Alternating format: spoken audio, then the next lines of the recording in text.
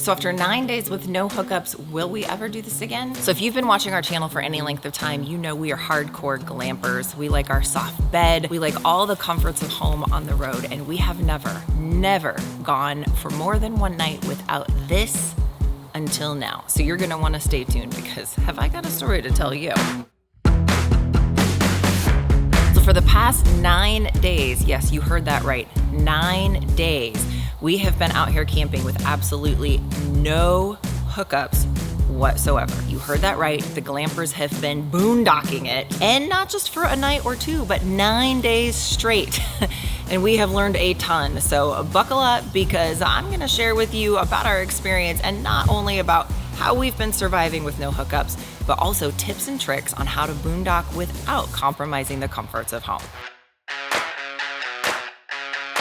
So tip number one, and one of the ways that we have been surviving, and I swear there was no way we could have really done this otherwise, was with our lithium batteries. If we did not have our new lithium batteries from Battleborn, this experience would not have been nearly as fun as it has been. Now, lithium batteries charge faster than traditional lead acid batteries, plus you can get the entire amount of power that is available. So for example, we have 4 100 amp hour Battleborn lithium batteries, and we can drain those batteries down close to zero. With traditional lead acid batteries, you can't really drain the batteries very far before you begin to have power issues. Now, basically, just because you would have maybe a 14 volt lead acid battery doesn't mean you really have 14 volts of available power. What we were finding out with our lead acid batteries was that around 11 volts, our inverter would go into a preservation mode because the battery had been drained, meaning you have nowhere near the available power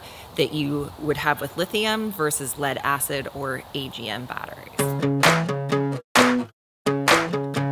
Tip number 2, and another thing to know about boondocking, is why solar is nice, it's not absolutely a must. Currently, we do not have solar, but after this week, we're planning on installing it.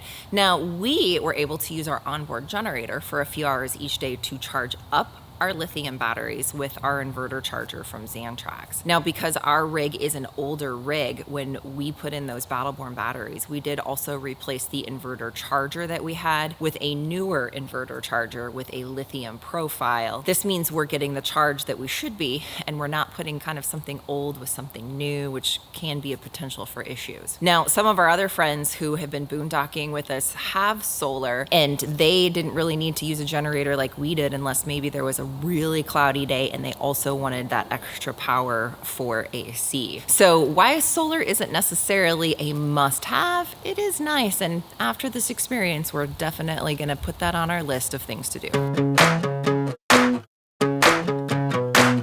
Now, the number 3 thing that we had, and this is kind of our tip number 3, is the oxygenic shower head. I was actually surprised how this oxygenic shower head that we installed really changed our boondocking experience, because I've showered in our RV when we've not had hookups before, and the water pressure out of that shower head with our water pump was so low, it was a miserable experience.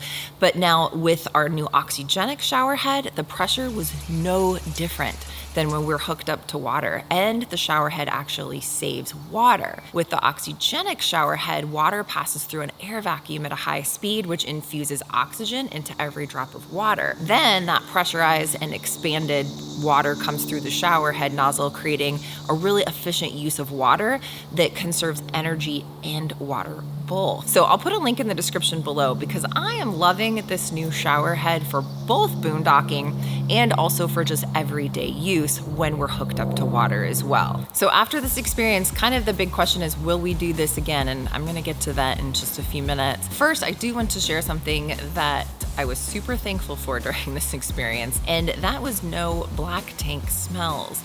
Now, we couldn't dump our tanks for 9 days, and that's a lot of you-know-what going into the black tank. And during this time, we did not struggle with smells once. because we use Unique Camping Plus Marine drop-in pods and toilet cleaner. I used to clean out our toilet with bleach products, and I've since found out that doing that can actually cause smells to be worse because the bleach kills the bacteria, and you want some bacteria in your tank to digest the waste. The bacteria also helps to keep unpleasant odors away and keep your tanks clean. Now I use the Unique Camping and Marine toilet cleaner and follow that up with a drop-in pod. If we started to notice a little bit of smell while we were out boondocking, we just dropped another pod in and no more smells. Because we do want to be a resource for you in the RV community, we have partnered with Unique Camping Plus Marine for a 15% off discount for our viewers. And we'll have that discount at the link in the description below.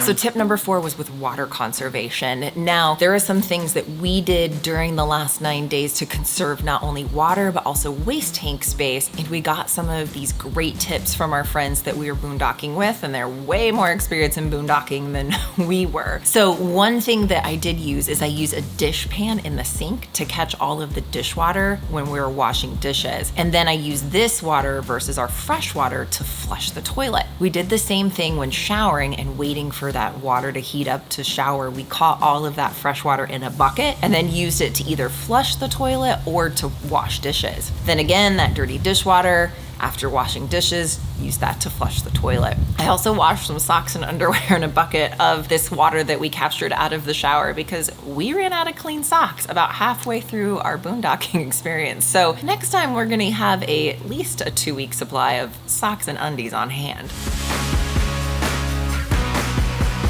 Tip number 5 for boondocking is about black tank conservation. Now, I'm gonna warn you right now, this gets a little edgy, and it's not exactly glamping, but we did it and it works to conserve on black tank space. Now, if you're a dude, this is way easier because, you know, you can always go find a tree in the woods. And if you're not a dude like me, well, here's a little confession time. I always had this thing with squatting in the woods where I swear I would always end up peeing on my shoe. So what's a girl to do to help conserve black tank space? Well, enter the red Solo Cup. Now, if you've ever needed to give a urine sample for any reason, chances are you've peed in a cup. I'm going to need a urine sample. Same concept, but then just take the cup outside and dump it in the woods. Here's a side note. Our kids thought we were kidding when we actually told them about this, but when they saw the red Solo Cup sitting in the bathroom, they were shocked and mortified. Another black tank tip is to use TP to line the toilet bowl before number 2 to limit the amount of water needed to flush things down. So the number 6 thing that was a lifesaver during this experience are these body wipes. Now, our friends Chris and Aaron from Irene Iron Travels, this was a gift from them during this experience. And I will tell you, these were an absolute lifesaver. So whether you just didn't want to shower that day because you're trying to conserve water, these were an amazing tool. The other thing that I used these for was to wipe off feet before getting into bed to help to keep the sheets clean. These are just amazing. They're nice, they're big, they're thick, and they get the job done. I'm just gonna leave it at that. So we'll have a link in the description below because these are available on Amazon.